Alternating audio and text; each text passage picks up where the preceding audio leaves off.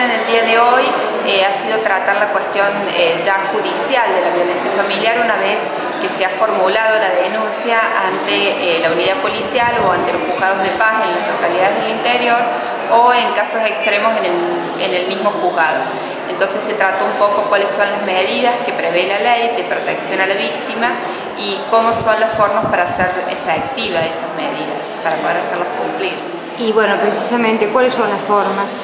Bueno, en realidad el artículo 21 de la Ley de Violencia Familiar establece todas las medidas preventivas, que es la exclusión del hogar, la restricción de acercamiento, el reintegro de la víctima a su hogar en el caso que la haya abandonado por un hecho de agresión. Puede ser la incautación de armas, siempre que existan o surjan de la denuncia la existencia de armas en el domicilio o en poder del denunciado. Acordar regímenes de visitas, tenencias, cuotas alimentarias cuando el motivo de la agresión o el no ponerse de acuerdo genera roces fruto de esta falta de acuerdo en esos puntos. Puede ser guardas provisorias cuando la víctima sea un menor, un incapaz, se cambia la tutela del mismo para poder protegerlo. La restricción de acercamiento, que es la medida madre, por así decirlo, que es la medida que se dicta siempre, la restricción de acercamiento del agresor para con la víctima, y los tratamientos, un diagnóstico de situación para determinar a través de los profesionales idóneos cuál es la situación social y psicológica del grupo familiar involucrado y disponer los tratamientos que sean pertinentes y verificar el seguimiento de ese grupo.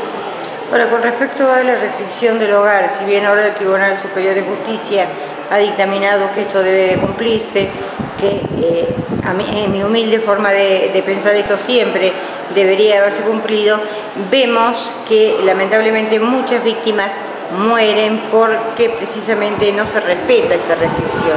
Sí, en realidad este criterio que fue establecido, gracias a Dios, aunando cualquier otra jurisprudencia que pudiera existir, se basaba en que la misma ley de violencia familiar hablaba del código de faltas. Entonces había jueces que establecían que las sanciones a los infractores de estos incumplimientos, a las restricciones de acercamiento, debía basarse en el código de faltas. Gracias a Dios el Tribunal Superior dijo no, estos incumplimientos se deben encuadrar en el delito de desobediencia a la autoridad, que es el artículo 239. Para llegar a eso necesitamos la flagrancia, es decir, que el denunciado sea encontrado en el momento que viole la restricción, donde la víctima tiene que recurrir urgentemente al personal policial o hacer la denuncia penal pertinente, es decir, una vez que exista la orden de restricción de acercamiento por parte del juzgado de violencia, necesitamos el paso que le sigue, la denuncia penal por incumplimiento a esa orden para poder tipificar esta desobediencia a la autoridad. Bueno, y esperemos que se cumpla, ¿no? Porque realmente yo creo que en vez de crecer, pese a todas las charlas informativas, pese a toda la información que se da sobre violencia, sobre estos hechos de violencia, hay cada vez más muertes.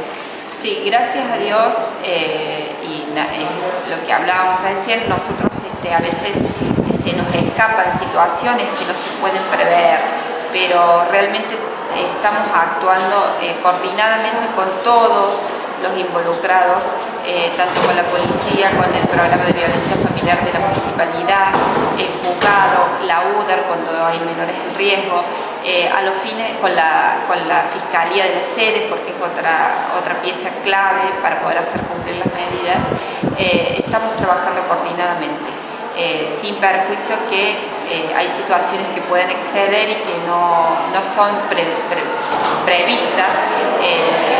Hacemos y aunamos esfuerzos para evitar obviamente cualquier desgracia.